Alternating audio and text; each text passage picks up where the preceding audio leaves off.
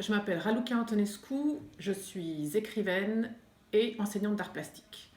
J'étais une élève moyenne tant que je ne savais pas trop quoi faire et tant que j'avais peu d'intérêt. Et je sais que du moment que j'ai eu un intérêt pour ce que je faisais, j'ai bien plus travaillé, on va dire, que ce que je travaillais quand je ne voyais pas tellement à quoi ce que ça pouvait m'apporter.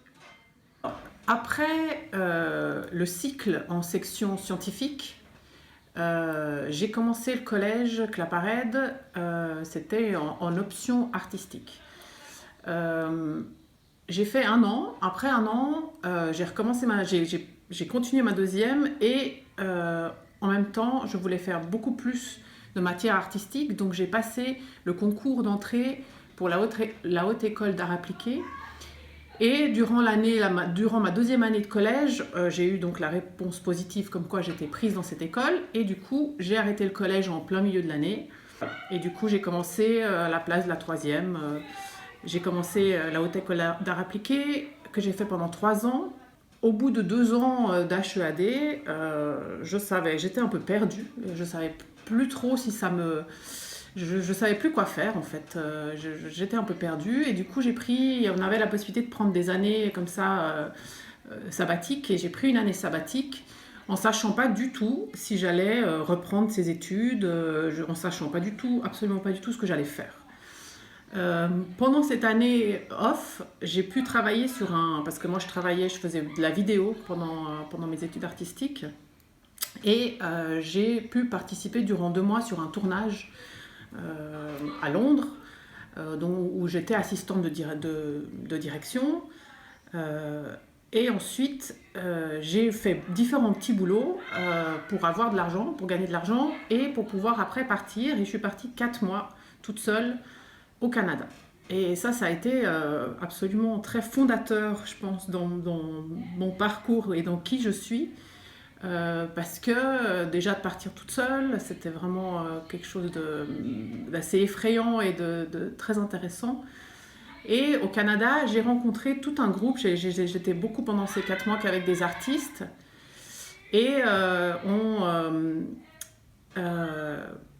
j'ai l'impression que j'ai retrouvé le plaisir et l'intérêt de faire de l'art et de créer et d'être en groupe et puis de m'exprimer. Donc après, et puis aussi me sentir capable de faire les choses par moi-même. Après donc, mon diplôme à la HEAD, j'ai commencé à travailler en indépendante en vidéo. Donc je faisais autant de la réalisation que de la caméra, que du montage.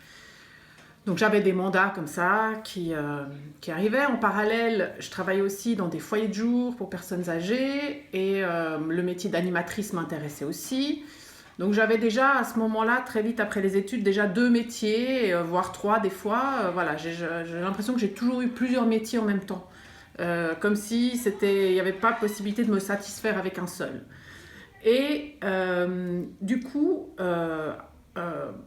je suis venue à l'écriture plusieurs années après parce que je faisais donc de la vidéo et puis j'ai eu une idée comme ça d'une histoire et j'ai pris des cours d'écriture de scénario. Enfin, je me suis dit voilà, ça va être un scénario, je vais en faire un film vu que c'était ce que je faisais à ce moment-là.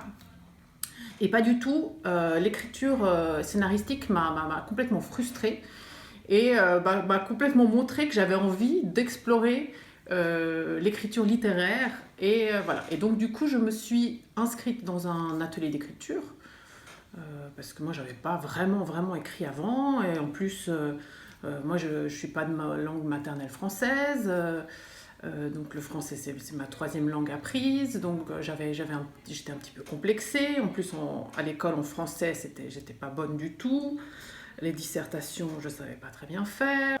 En même temps comme j'avais jamais pensé à l'idée que je voulais être écrivain, mais moi, ce qui était venu là, ce qui avait émergé, c'était j'ai cette histoire à raconter. Et du coup, la façon de la raconter pour cette histoire, elle nécessitait l'écriture. Et donc, je me suis empoignée de l'écriture parce que j'avais cette histoire que je voulais raconter. Alors, pour être écrivaine, qu'est-ce qu'il faut? Alors, difficile à dire, à part du travail. Alors moi, chaque écrivain, chaque écrivaine est différent, mais moi, je mets 3 ans pour écrire un livre. Donc c'est une durée très longue. C'est énormément d'heures passées à écrire. Et donc c'est un métier très solitaire, quand on écrit, on est seul. Après, on a tout un travail où on rencontre des gens pour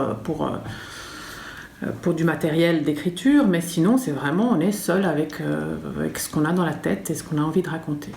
Et il y avait un écrivain très célèbre qui avait dit une fois, et je le rejoins assez, que écrire un livre, c'est 2% de talent et 98% de travail. Donc c'est vraiment du travail.